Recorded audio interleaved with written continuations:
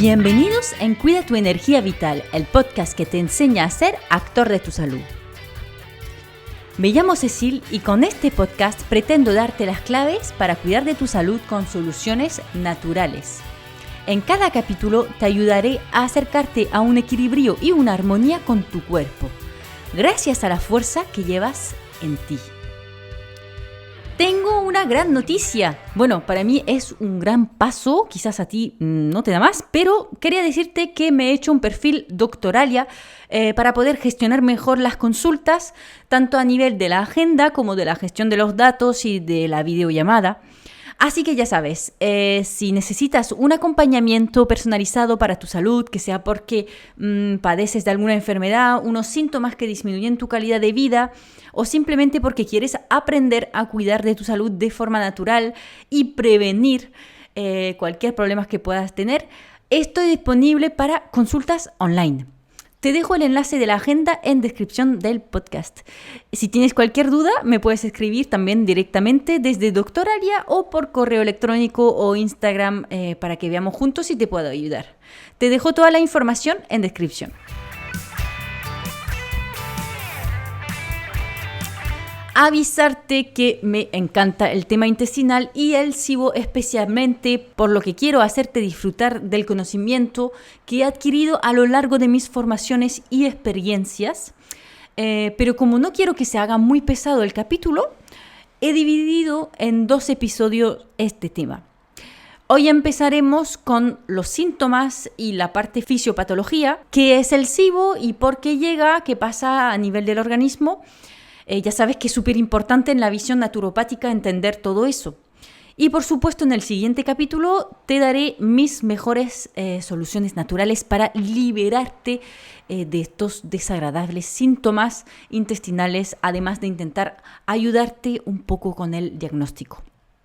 No sé si me escuchas porque sueles escuchar mi podcast o porque encontraste este capítulo por casualidad buscando información sobre el SIBO, pero creo que todavía hay poco contenido disponible en español sobre este tema y además es un tema que conozco muy bien personalmente ya que mi hermana padece de ello y la he acompañado en el proceso de recuperar su intestino. De hecho, el otro día me mandó un mensaje que me hizo caer las lágrimas de emoción, diciéndome que, aunque no me lo había dicho muchas veces, quiere que quede claro de lo agradecida que está por haberle permitido recuperar su calidad de vida.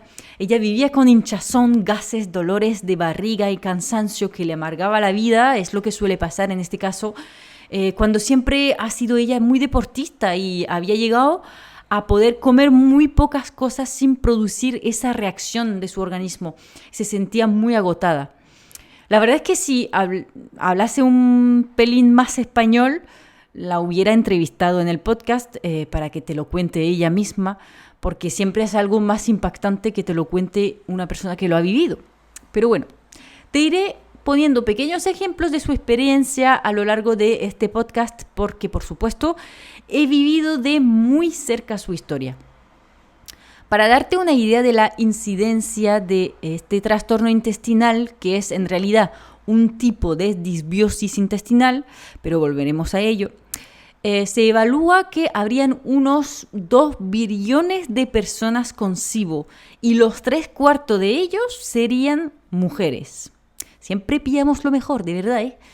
Y haciendo mi investigación, como de costumbre, sobre el tema del podcast que voy a grabar, he visto por casualidad unos artículos que decían algo como el SIBO, el nuevo invento de los naturópatas. Pero vamos a ver, no inventamos enfermedades, simplemente estamos al tanto de la actualidad científica y como nos empeñamos a buscar la causa real y profunda de los desequilibrios de salud, pues cuando salen estudios interesantes que nos ayudan a entender y mejorar la calidad de vida de nuestros pacientes, pues no somos egoístas, lo compartimos, hablamos de ello, normal.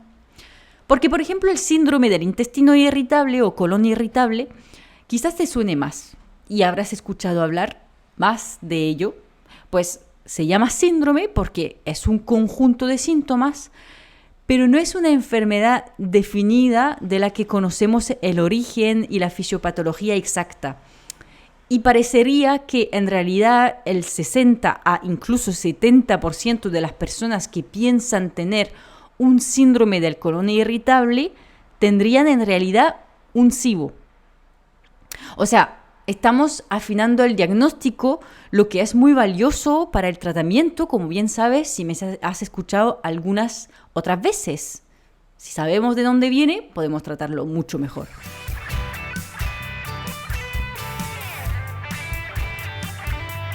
Te voy a hablar un poco de los síntomas que puedes tener si tienes un SIBO, para que veas si te sientes identificado o no. Bueno, claramente lo más común son gases que producen un hinchazón por acumularse tanto, aparte de ser muy incómodo en sociedad, porque puedes acumular tanto que se haga difícil contenerlos y se te escapen. Y cuando logras contenerlos, te produce más dolor todavía. Me acuerdo que mi hermana me empezó a hablar de este problema porque le producía muchos dolores y malestar. Y además me mandaba fotos de su barriga, ella que está finísima, con los abdominales marcados, pues parecía embarazada de 4 o 5 meses. Entonces, claro, hay una gran disminución de la calidad de vida. Y por supuesto, según las personas, puede haber diarrea, estreñimiento, cansancio crónico y especialmente después de las comidas por la dificultad de hacer una buena digestión. El cuerpo está dándolo todo para intentar digerir y te gasta mucha energía. Además, la acumulación de gases puede llegar a ser tóxico, pasar a la sangre y llegar incluso al cerebro produciendo migrañas o a otras zonas del cuerpo produciendo dolores articulares. Eso se debe también a la formación de un intestino permeable, que deja pasar a la sangre muchas cosas que no deberían encontrarse ahí. Por supuesto, todo eso afecta a la moral y el estado psicológico, más sabiendo que muchas veces los médicos no lo toman en serio y no se diagnostica correctamente, por lo que te sentirás incomprendido y solo. Pero ya no lo estás, aquí me tienes. Bueno, aún así podemos mencionar también síntomas a nivel de la piel, una sensación de poca claridad mental y muchas cosas más debidas a la intoxicación por las toxinas bacterianas y los gases y bueno, el intestino permeable en general.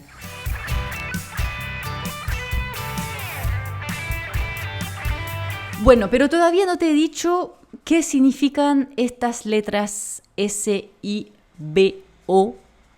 de SIBO, y es por Small Intestinal Bacterial Overgrowth, o sea, un crecimiento excesivo de bacterias en el intestino delgado. Por supuesto que en el intestino delgado tenemos una microbiota, pero la función principal del intestino delgado es absorber los nutrientes, por lo que sí, necesitamos bacterias ahí, pero no demasiado, para dejar pasar los nutrientes a través de la pared intestinal. La gran mayoría de la microbiota intestinal se encuentra en realidad en el colon. Y por supuesto es interesante entender qué puede haber pasado para llegar a este exceso de bacterias en el intestino delgado. Pues varias opciones.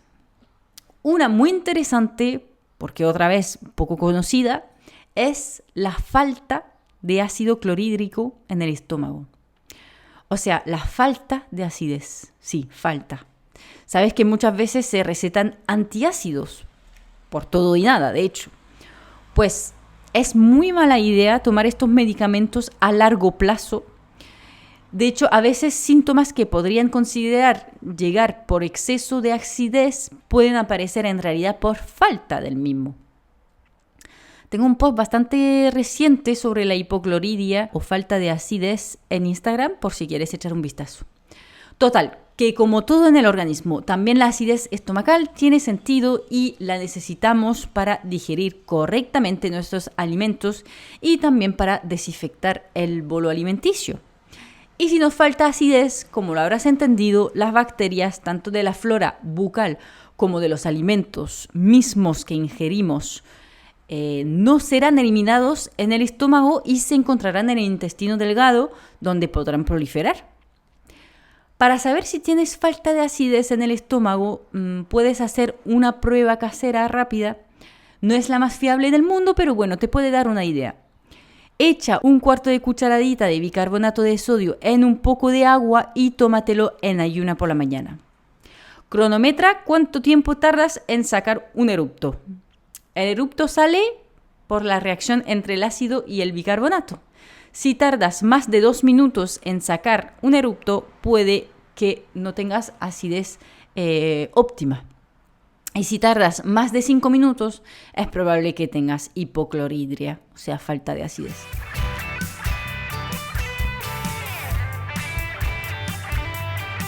La segunda causa posible de aparición de SIBO es un problema a nivel de peristaltismo intestinal. El peristaltismo son los movimientos automáticos que hace el intestino entre las ingestas de comida para hacer avanzar el bolo alimenticio y limpiar el intestino entre cada comida. Pues este músculo liso del intestino funciona junto al movimiento de los demás músculos alrededor, por lo que está impactado por muchos factores. Y si deja de funcionar correctamente, el intestino delgado no se limpia bien y va acumulando bacterias. Además, en un terreno en movimiento, las bacterias no se desarrollan y terminan muriendo y eliminándose. Pero si falla el movimiento, pueden agarrarse bien y desarrollarse, multiplicarse. Los fallos del peristaltismo pueden ser por algún medicamento, por ejemplo, o también por estrés crónico y bueno, muchas cosas más. Y relacionado con el peristaltismo, un origen común e interesante de investigar es una intoxicación alimenticia. Incluso si la tuviste hace muchos años. Me explico. Imagínate que ingieres algo poco fresco.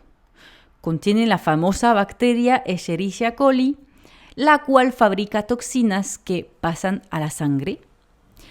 El organismo lanza entonces su sistema de defensa sintetizando anticuerpos. Hasta aquí todo bien, ¿no? Normal, muy bien, nos estamos defendiendo. El problema es que la toxina de esta bacteria se parece muchísimo a una molécula, la vinculina, implicada en el peristaltismo. Y entonces, ¿qué pasa? Que los anticuerpos dirigidos hacia la toxina también atacan a la vinculina por ser tan similar a la toxina. ¿Me sigues? Y así poco a poco se va debilitando el sistema de limpieza del intestino delgado y a lo largo de los años van proliferando cada vez más bacterias y se forma un SIBO.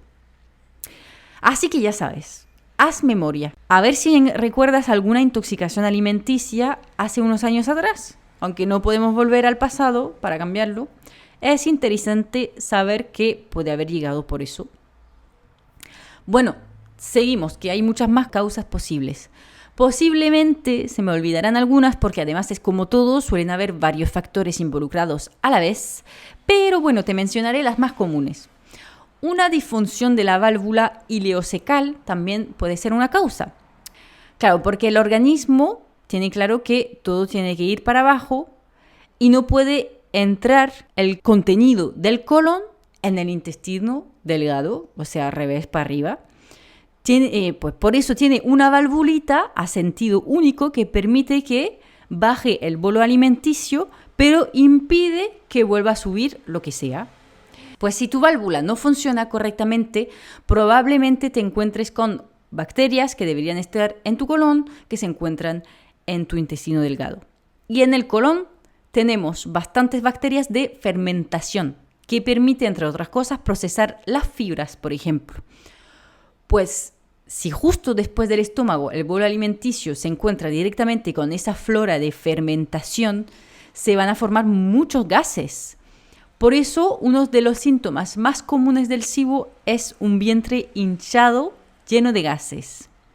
Y estoy segura que a más que uno le recuerda algo cuando digo que por eso no toleras muchos alimentos y especialmente los que tienen mucha fibra, como las legumbres o las cereales integrales, por ejemplo, que produce muchos gases. Bueno, en realidad eso pasa también en los demás casos de SIBO, aunque estas bacterias de fermentación se encuentran en el intestino delgado por otra razón que por haber subido desde el colon.